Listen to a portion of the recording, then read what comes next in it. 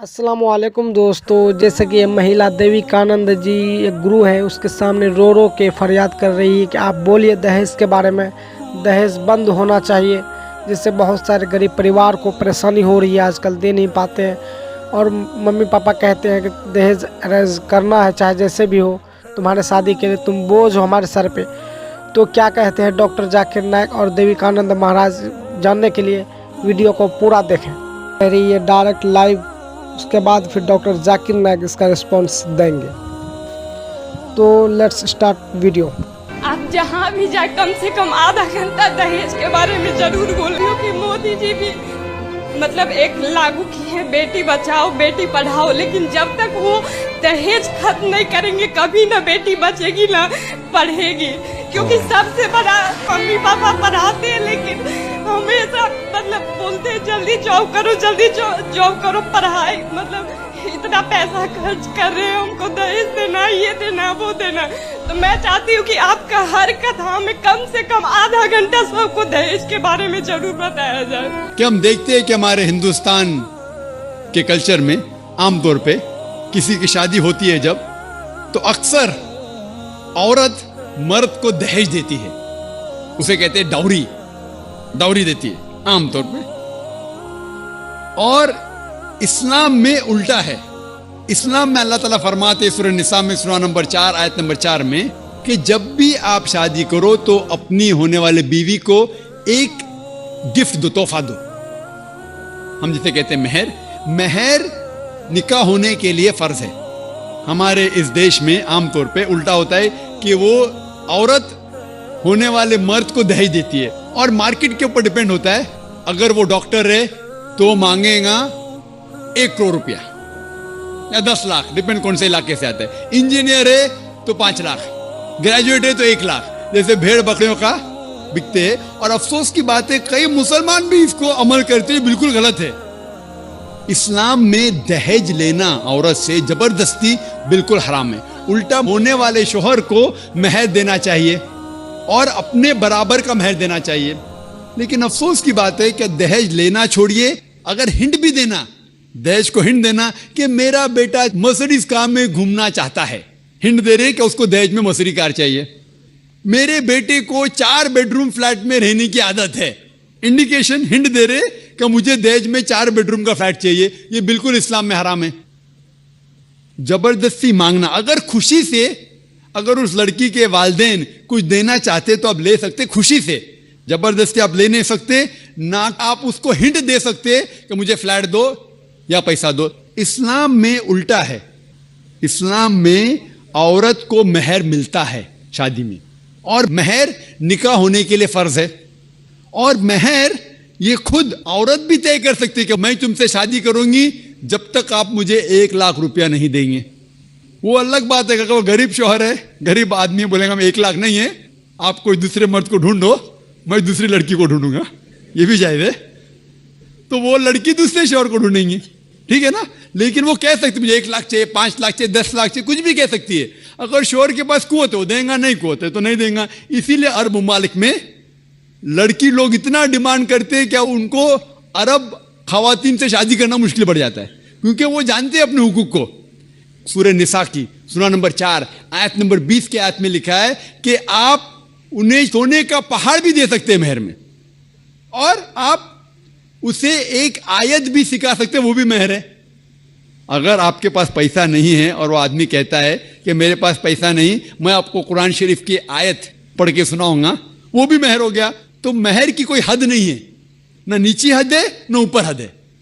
अपने अपने स्टेटस के अकॉर्डिंग वो महर तय कर सकते। और ये महर की कई वजह है। एक वजह है कि मिसाल के तौर पे उस लड़की के वालिदैन ने उसकी परवरिश की, उसे ग्रेजुएट बनाया, तालीम के ऊपर खर्चा किया, तो महर मिलने के बाद उस औरत की वो अपनी जायदाद हो जाती है। वो चाहे अपने वालिदैन को दे, चाहे खुद रखे, या उसको कोई बिजनेस में लगा दे, कोई तिजारत में लगा दे, उसका हक है। तो महर उसकी खुद की जायदाद है, वो कुछ भी कर सकती है। और महर का कोई फिक्स्ड अमाउंट नहीं है, छोटा भी हो सकता है बड़ा भी हो सकता है। और उसके अलावा ये महर अगर खुदा ना करे, اللہ نہ کرے اگر طلاق ہوتا ہے, ڈیورس ہوتا ہے, تو یہ مہر اس کے کام آ سکتا ہے. لیکن لوگ کو غلط فہمی ہے کہ مہر صرف طلاق کے لیے, ایسا نہیں بات ہے. وہ مہر لے کے خود کو بزنس میں لگا سکتی ہے, اپنے والدین کو دے سکتی ہے.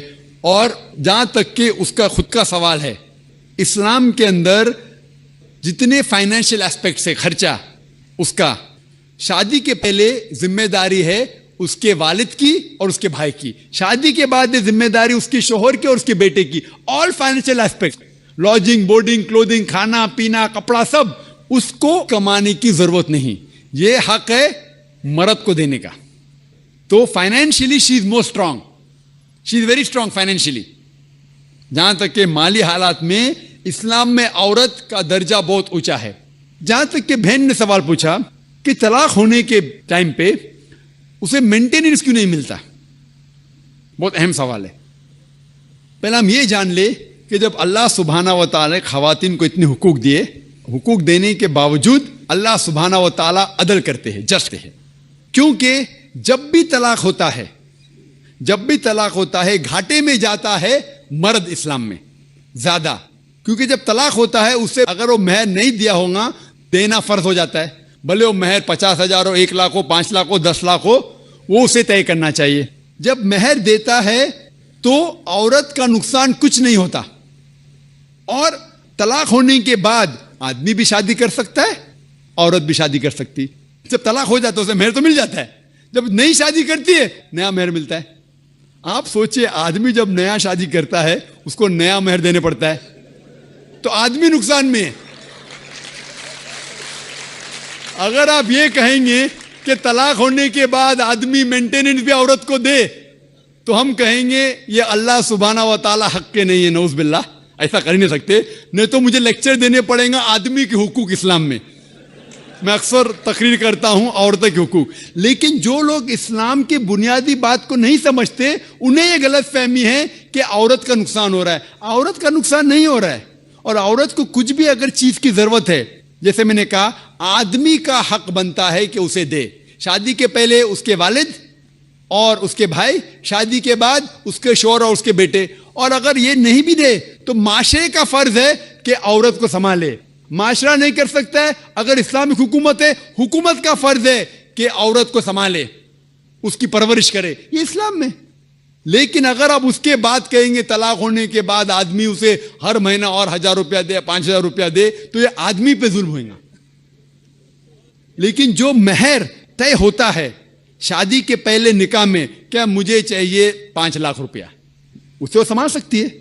اسے کوئی تجارت میں لگائے اور اس کی آمدنی لے سکتی ہے. اگر کوئی شک ہے کہ ہو سکتا ہے میرا طلاق, کبھی بھی شادی ہوتی تو طلاق کا گمان تو رہتا نہیں دماغ میں کہ طلاق ہونے والا ہے, ہو سکتا ہے.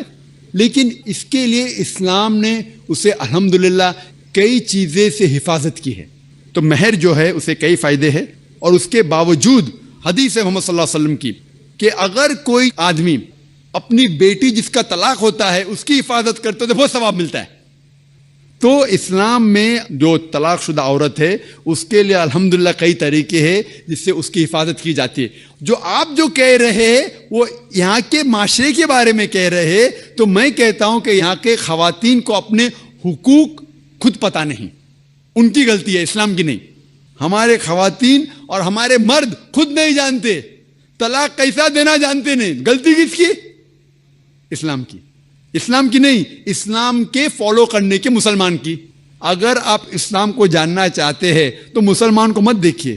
جس طریقے سے آج میں نے کہا, آپ اگر مرسیڈیز کار کو جاننا چاہتے کتنی اچھی ہے, اگر کوئی ڈرائیور جو ڈرائیونگ نہیں جانتا ہے اس کے پیچھے بیٹھا اسٹیئرنگ ویل کے اوپر اور مرسیڈیز کار کو ٹھوک لیتا ہے, تو غلطی کس کی؟ مرسیڈیز کار کی کہ ڈرائیور کی؟ ڈرائیور کی.